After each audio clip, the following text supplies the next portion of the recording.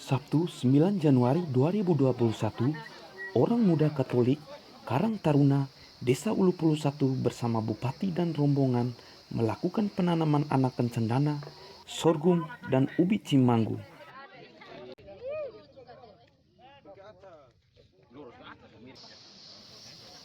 Penanaman anakan cendana yang berlokasi di Desa Persiapan Pigapura oleh Bupati Nagikeo, Ibu Kadis Pertanian, Kepala Bank NTT, Bapak Camat Nangaroro, Romo Carlo, dan seluruh perangkat desa.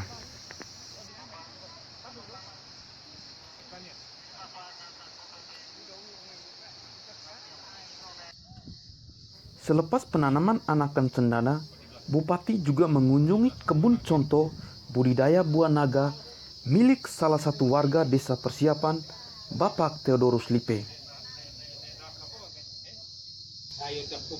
Pada kesempatan itu, berbuah, Bupati mengatakan, ini kita berada di pekarangannya Bapak Dorus Lipe. Ya. Ini kenalan saya sudah sejak lama. Penggiat pernah ke Bangkok. Ya, ini pernah ke Thailand. Ya, mereka belajar pertanian di sana. Lihat bagaimana di sana orang intensifikasi horizontal, tapi yang dia omong yang membuat saya tagih sekarang tuh adalah intensifikasi vertikal. Nanti Pak Dorus sama-sama dengan Bapak BPP coba intensifikasi vertikal.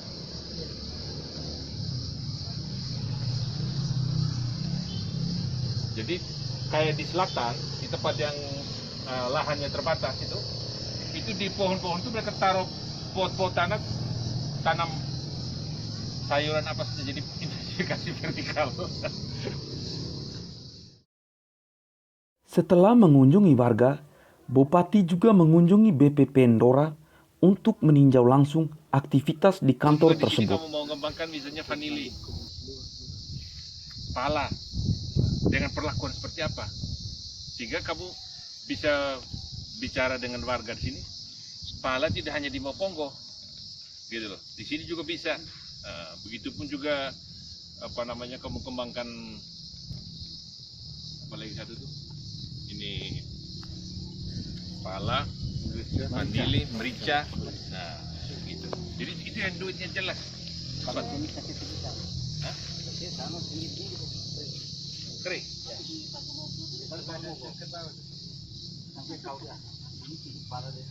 Merica. Duren. Duren boleh, coba. Duren, ya. Duren. Depan yang duren ya? Tuh, nah ini sudah dibukti. Jadi duren di...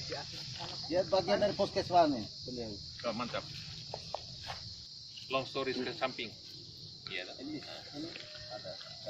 Dan pada kesempatan itu juga, Bupati memantau langsung sawah tada hujan milik warga Bapak Kletus Lado. Genangannya nanti berdasarkan survei toh? Sudah survei dari mereka. Oh, gitu ya? Pak ini siapa? Leskodat punya sepupu nih. Oh ya, ada Leskodat ya. Ya. Karena ini dia dapat dari atas ini tanah 2 ya minimal. 2 sungai toh? 2 anak sungai. 2 anak. 3 di Maida. Oh, selamat siang. Selamat Bapak. Ini pemilik lahan. Oh, kalau ini sudah sangat kenal baik ini. Iya. Nanti Bapak ini survei kita lihat mungkin daerah ini yang cocok untuk bikin check dam. Dan Bapak punya lahan selain ini mana? Ini tuh. Ini yang ada ladang di bawah. Betul. Jadi 1,5 hektar lebih di sana. Jadi bayangkan kalau ini ada Tibu AMR ya. Tahu Pak? Menurut Pak Tion, tidak semua ini kok. Hanya mungkin seperempat saja. Batas batu besar di bawah itu yang tergenang. Iya. Tidak semua. Iya. Kan langsung yang bak buat itu sama-sama dengan kami. Makanya, jadi kan akan dapat manfaat banyak sekali. Dia kan tergantung dari curah hujan. Kayak tahun ini kan curah hujannya lebih tinggi. Memang mulai Januari padahal tahun lalu itu ini masih belum tapi ya, biasanya 2-3 tahun ada anomali ya.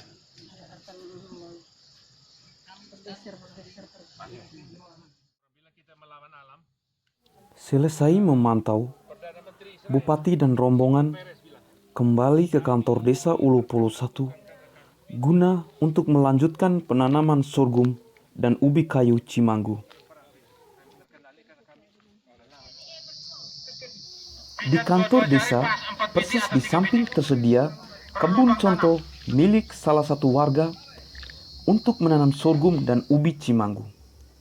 Penanaman sorghum ini oleh Bupati dan rombongan serta seluruh yang hadir pada hari itu. Menurut Ibu Kadis Pertanian, tahun ini kita mulai mengganakan sorghum dan tentu sorghum juga mengandung zat untuk bisa keluar dari angka stunting dan sorghum juga memiliki keuntungan-keuntungan tersendiri. Awal musim tanam ini adalah bulan emas untuk petani, maka kita jangan sia-siakan bulan ini. Jadi hari ini bersama pemerintah desa kita menggerakkan semua komponen masyarakat. Ini ada OMK, Taruna Tani, kita bergandeng tangan bersama MTM dan teman-teman dari BPP Ndora. Kita melakukan aktivitas hari ini itu penanaman perdana sorghum. Kita tahu bahwa sorghum ini adalah salah satu jenis pangan lokal yang kita alami sekarang ini nyaris ya mengalami kepunahan karena kita lihat dari data pertanaman ini di Nagekeo ini setiap tahun itu semakin berkurang dan mulai tahun ini kita mulai menggalakkan sorghum ini karena selain memang dia ini adalah pangan lokal yang bisa untuk food security ya rumah tangga, dia juga mengandung zat yang memang bisa untuk mengatasi orang-orang yang menderita diabetes, kemudian stunting, ibu-ibu yang dalam posisi hamil menyusui. Ini kalau diberi dengan pangan sorghum ini sangat membantu untuk bisa keluar dari stunting dan bisa menetralisir kadar gula darah kita. Selain itu, dia juga kalau untuk pakan ternak, kita tahu untuk balet, burung balet juga itu pakan balet itu bahan dasar dari sorghum, sehingga ini menjadi harga sorghum ini menjadi mahal. Posisi sekarang itu sekitar sekilo itu tidak kurang dari 25 dan itu juga susah kita dapat. Kita ini ada beberapa titik ini kita harus cari lagi benih di beberapa desa yang kemarin sudah dikembangkan untuk kita bisa kembangkan di desa-desa lain.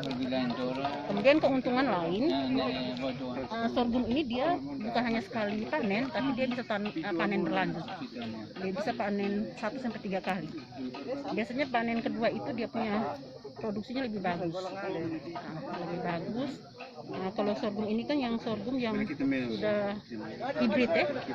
Jadi dia pertumbuhannya sudah perlu tidak yang tinggi-tinggi, sehingga begitu dia hasil pertama kita pangkas, dia akan memproduksi lagi yang kedua, kemudian kita pangkas lagi, dia akan memproduksi yang ketiga, walaupun mungkin produksinya yang ketiga itu sudah lebih rendah dari yang pertama. Kemudian dia punya limbah, artinya batang, daun juga bisa kita manfaatkan untuk bahan pangan untuk ternak, baik unggas maupun ternak besar, sapi, kambing, itu bisa kita manfaatkan. Artinya memang tanaman ini penting karena selain untuk kebutuhan manusia juga kita bisa menyiapkan dia untuk bahan pakan kita punya pakan ternak.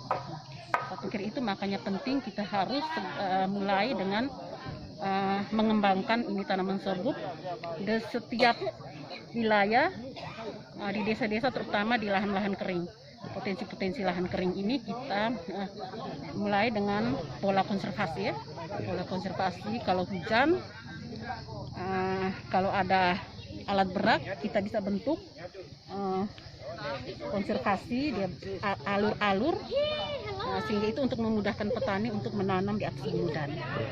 Saya pikir itu yang kita harus menggerakkan teman-teman PPP bersama PPL wilayah kerja di desa-desa kita bersinergis dengan Mitra Tani Mandiri sebagai NGO lokal untuk bisa mulai mengembangkan tanaman sorghum ini.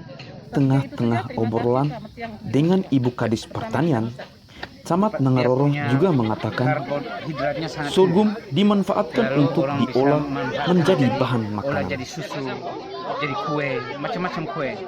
Sehingga harganya dia jauh lebih mahal dari ketimbang jagung. Ini harga 1 kilo dengan 25.000. Lalu daunnya bisa untuk pakan ternak.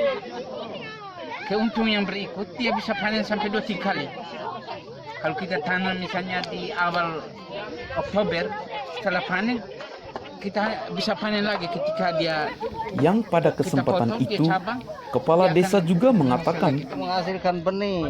Lalu bagaimana sistem pertanian yang semi teknik. Begitu. Daripada orang dari zaman ke zaman hanya berkata bahwa ada lahan, tapi dengan sistem yang biasa-biasa saja, tapi hasilnya tanam 1 kilo, hasil kembali 1 kilo. Dia intervensi seperti ini pasti dia punya produksi. sebagai pastor juga yang pada kesempatan itu menerangkan bahwa kebutuhan pertanian kita, kesehatan kita. Jadi untuk itu kita perlu memulai mencintai tanaman-tanaman lokal. Terima kasih. juga menurut Ketua Umum Orang Muda Katolik bahwa fungsi dari sorghum ini membawa dampak untuk meningkatkan nilai gizi dari anak-anak dan ibu hamil serta meningkatkan nilai ekonomi produksi. Dia punya fungsinya sebagai meningkatkan nilai gizi terhadap anak-anak, orang ibu-ibu hamil, meningkatkan produksi ekonomi masyarakat. Itu yang kami. Jadi pada hari ini kami mulai bersama-sama menanamkan sorghum di Desa Ulu Puluh 1 bersama orang muda Desa Maju. Sekian. Kepada Bupati, pemerintah Desa Ulu Puluh 1 juga menerangkan penanaman sorghum ini upaya dari pemerintah melalui pemerintah Desa Ulu Puluh 1 yang bekerjasama dengan OMK dan Karang Taruna untuk mengatasi serta menjawab angka stunting di Desa Ulu Puluh 1 yang melonjak tinggi, kata Kepala Desa di sela-sela audiens di Aula Kantor Desa Ulu Puluh 1.